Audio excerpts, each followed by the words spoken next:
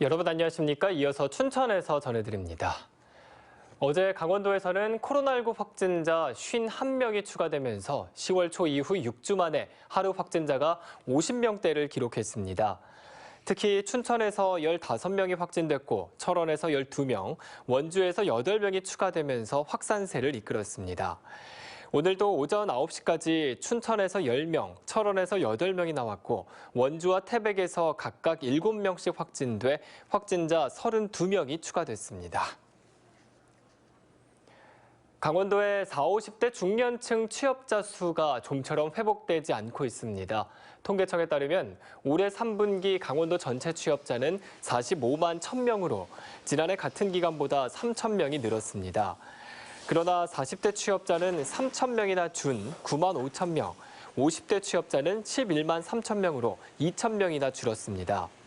통계청은 코로나19 여파로 자영업, 중소기업의 일시휴직, 자발적 퇴사 등이 빈번한 가운데 종사자 비중이 높은 중년층의 고용 위축이 다른 연령대보다 심각했다고 분석했습니다.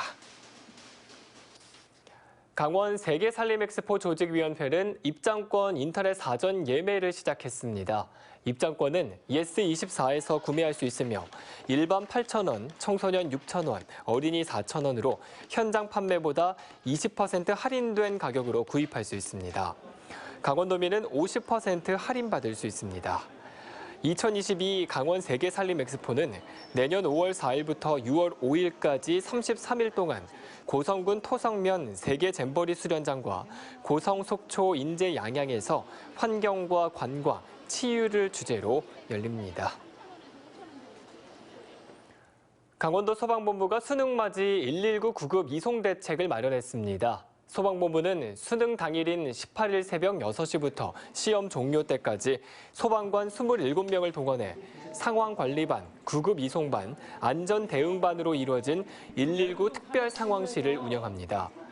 119 특별상황실은 코로나19 확진 수험생의 119 구급차 이송을 지원하고 시험 중 발생한 위급 상황에 대처하는 등 안전한 시험 환경 조성에 힘쓸 계획입니다. 춘천경찰서는 유흥주점을 운영하는 53살 A모 씨를 사기와 유기치사 등의 혐의로 구속하고 호객꾼과 여성 유흥접객원 3명 등 모두 7명은 불구속 입건했습니다. 이들은 지난 6월 24일부터 7월 14일까지 취객을 유인해 저가 양주로 만든 가짜 양주를 팔아 만취하게 하는 수법으로 피해자 4명으로부터 1,000여만 원을 뜯은 혐의를 받습니다. 특히 7월 14일에는 과도한 음주로 주점 내에서 의식을 잃은 40대를 새벽까지 방치하다 숨지게 한 것으로 밝혀졌습니다. 한편 경찰은 달아난 유흥주점 공동 운영자 1명도 같은 혐의로 쫓고 있습니다.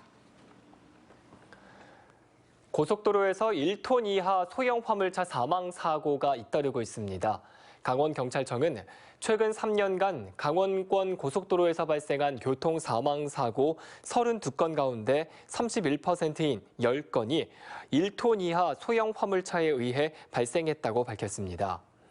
특히 지난 9일에도 광주 원주 고속도로에서 1톤 소형 화물차 사망 사고가 발생하는 등 올해 들어 소형 화물차 사망 사고가 3건 발생했습니다.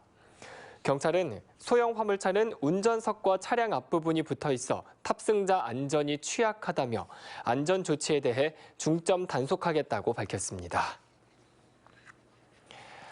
옛 강촌 역사를 공방과 포토존 등으로 꾸민 강촌 상상역이 문을 열었습니다. 춘천시는 문화와 관광을 즐길 수 있는 강촌 예술마을 조성의 첫 단계로 도자기 공방과 레일바이크 포토존, 추억의 갤러리 등을 갖춘 상상역을 개관했습니다.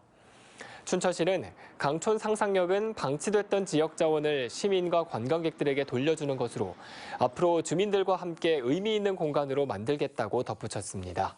지금까지 춘천에서 전해드렸습니다.